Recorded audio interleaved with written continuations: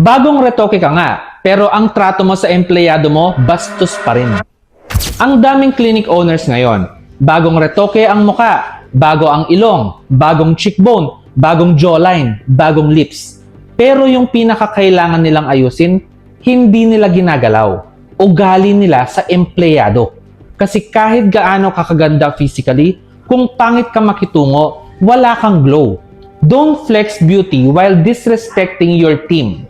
Yung staff mong pagod, hindi mo pinapansin. Yung injector mong loyal, sinisigawan mo. Yung receptionist mong sumasalo ng lahat ng galit ng clients, hindi mo man lang tinanong kung okay pa siya.